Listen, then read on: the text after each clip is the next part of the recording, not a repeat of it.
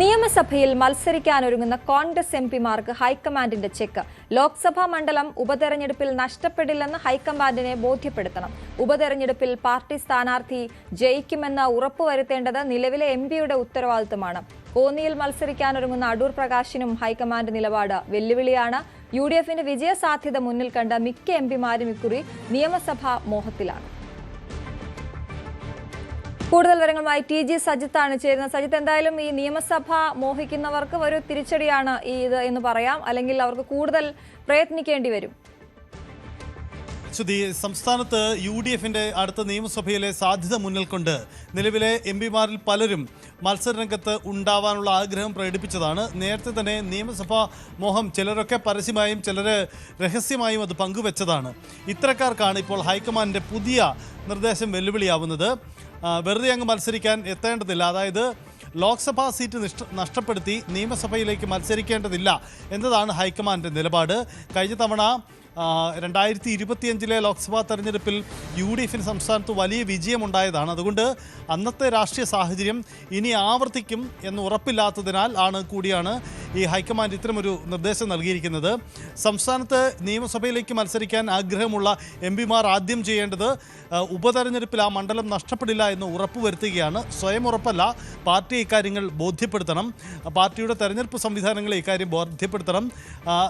പുതിയതായി വരുന്ന സ്ഥാനാർത്ഥി അടക്കമുള്ള കാര്യങ്ങളിൽ നിലവിലുള്ള എംപിക്ക് നിർണായകമായ അഭിപ്രായം പറയാം. പക്ഷേ പാർട്ടി സീറ്റ് നഷ്ടപ്പെടല് അയാളുടെ ഉത്തരവാദിത്തമായിരിക്കും ഇത് എന്നതാണ് ഹൈക്കമാൻഡിൻ്റെ നിർദ്ദേശം. അതോടുകൂടി കൂടുതൽ ആളുകൾ മത്സരരംഗത്ത് നിന്ന് പിന്മാറുമോ എന്ന ഒരു സാധ്യതയാണ് ഉണ്ടാവുന്നത്. പ്രത്യേകിച്ച് അടൂർ പ്രകാശ് കോന്നി ലക്ഷ്യമിട്ടുകൊണ്ട് നീക്കം ആരംഭിച്ചതാണ്. ഇതിനകം തന്നെ അദ്ദേഹം PR വർക്കുകളൊക്കെ ആരംഭിച്ചു. യുഡിഎഫിൻ്റെ സംസ്ഥാനത്തെ കൺവീനർ കൂടിയാണ് അടൂർ പ്രകാശ്. പക്ഷേ അടൂർ പ്രകാശ് മത്സരിച്ച് വിജയിച്ചത് ആറ്റിങ്ങൽ ലോക്സഭാ മണ്ഡലത്തിലാണ്.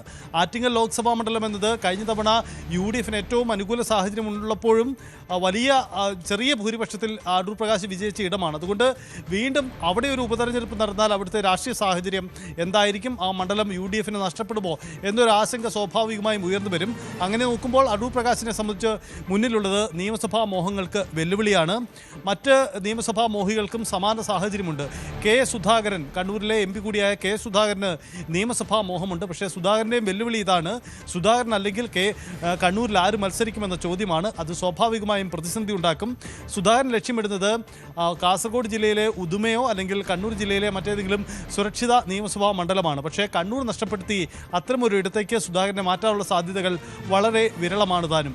മറ്റൊരാൾ കൊടിക്കുന്നിൽ സുരേഷാണ്. കൊടിക്കുന്നിൽ സുരേഷ് മാവേലിക്കരയിൽ നിന്നുള്ള ലോക്സഭാ അംഗമാണ്.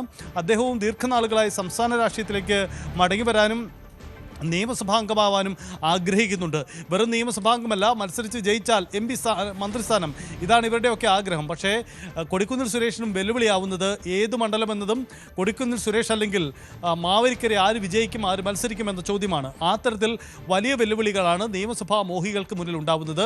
മറ്റൊന്ന് ഷാഫി പറമ്പിലാണ്. നമുക്കറിയാം, ഷാഫി പറമ്പിൽ പാലക്കാട് നിന്നും പോയി ഇപ്പോൾ രാഹുൽ മാങ്കൂട്ടത്തിന് വീണ്ടും സീറ്റ് നൽകാതിരുന്നാൽ ഒരുപക്ഷേ ഷാഫിക്ക് തിരിച്ചു വരേണ്ടി വരും. പക്ഷേ അപ്പോഴും അവശേഷിക്കുന്ന ചോദ്യം, അങ്ങനെയെങ്കിൽ വടകര ആര് മത്സരിക്കുമെന്ന ചോദ്യമാണ്. അങ്ങനെ വലിയ വെല്ലുവിളിയുണ്ട്. ചുരുക്കത്തിൽ നിയമസഭയിലേക്ക് സീറ്റ് തയ്പ്പിച്ച് റെഡിയായിരിക്കുന്ന പല MPമാർക്കും മുന്നിലുള്ളത് കടുത്ത വെല്ലുവിളിയാണ്.